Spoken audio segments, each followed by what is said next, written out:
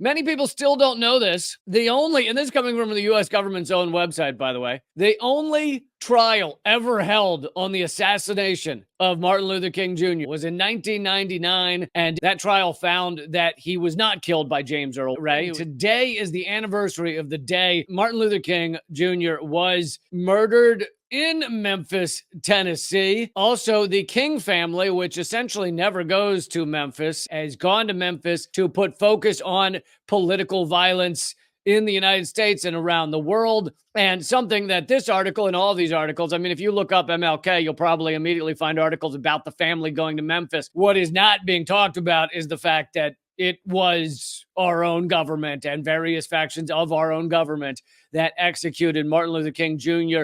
for basically being too powerful, for uniting the poor and the lower class. At first, he started as a civil rights leader exclusively for the Black community in across this country, but that then grew to representing poor people, to representing workers of many different stripes. And so he had amassed a massive group of millions of people that wanted very strong changes, very large ranging changes across this country. And for that, he was assassinated. He also came out against the Vietnam War almost exactly. I think it was exactly 1 year before he's assassinated. He came out against the Vietnam War. He also started critiquing capitalism more regularly. Many people still don't know this. And this is coming from the U.S. government's own website, by the way, the only trial ever held on the assassination of Martin Luther King Jr., the only trial was in 1999,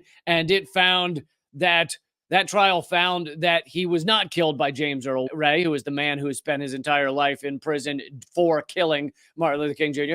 He was not killed by James Earl Ray. Instead, he was killed by various government agencies in a conspiracy. And I'll read to you a little bit this is from the Civil Rights Division, U.S. Department of Justice, talking about the allegations that had come up, which is what precipitated the trial, was allegations from various people. Allegations emanate from Lloyd Jowers, a former Memphis tavern owner.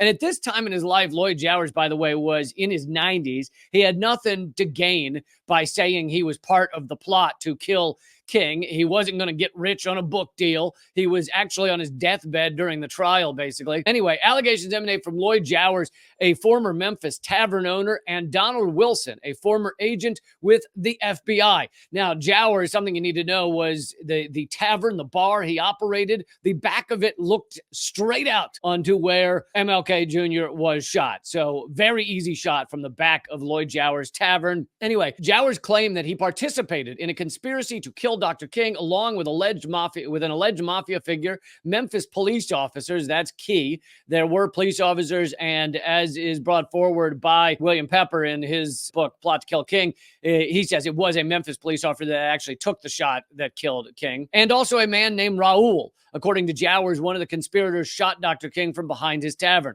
Wilson alleged in 1998 that shortly after, so Wilson's the FBI, former FBI agent, alleged that shortly after the assassination, while working as an FBI agent, he took papers from an abandoned car of James Earl Ray. Wilson claims he concealed them for 30 years. Some of the papers contained references to Raul. You'll read a lot. I don't remember all the details about Raul, but if you read about him in Pepper's book, you'll learn that Raul was definitely CIA, according to Pepper's book. Both the Jowers and the Wilson allegations suggest that persons other than or in addition to James Earl Ray participated in the assassination. Ray, within days of entering his guilty plea in 1969, attempted to withdraw it. So James Earl Ray was told by a quack lawyer, probably working for the government, that he would only get a trial. He would only get to clear his name. He's saying, I didn't do it. I wasn't a part. Yeah, I was staying in that hotel room, but I didn't shoot the guy. He's saying he didn't do it. He's told by his lawyer the only way he gets a trial, the only way he gets to clear his name is to say he did it, is to confess and sign a confession, and then he'll get a trial, and then he can clear his name. And so James Earl Ray, by all accounts, very not smart, very not bright man, which is the perfect kind of person you set up for something like this, someone who's not a bright man. He signs the confession. He then finds out he will not get a trial, and he's going away for life because he signed a confession. He immediately recants, said, I just signed it to try and get a trial, and till his dying day says he has nothing to do with the killing of MLK. Until his death in 1998, he maintained that he did not shoot Dr. King and was framed by a man he knew only as Raul. For 30 years, others have similarly alleged that Ray was Raul's unwitting pawn and that a conspiracy orchestrated Dr.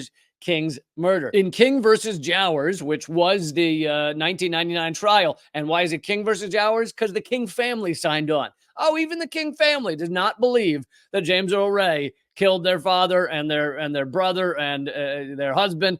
Isn't that interesting? You think they might know something about it. King v. Jowers, a recent civil suit, because this is an old document, in a Tennessee state court, a jury returned a verdict finding that Jowers and unnamed others, including unspecified government agencies, participated in a conspiracy to assassinate Dr. King. And then this cider document from the U.S. Department of Justice goes on to say, we have looked into it, and we believe it is not true that the U.S. government had anything to do with killing Martin Luther King Jr. So don't worry, folks. The U.S. government says the U.S. government did not kill Martin Luther King Jr. Have no fear. Sherry's asking who was the new lawyer that Ray got that proved that Ray did not do it. The lawyer was actually the man who wrote that book, Plot to Kill King, William Pepper. He was the lawyer in King v. Jowers, but he also wrote the book. Again, he knows a lot about it. This is the anniversary of the day that Martin Luther King was killed by our government and other government agencies, such as the Memphis Police. A lot of people still don't know it, but luckily more and more people are becoming informed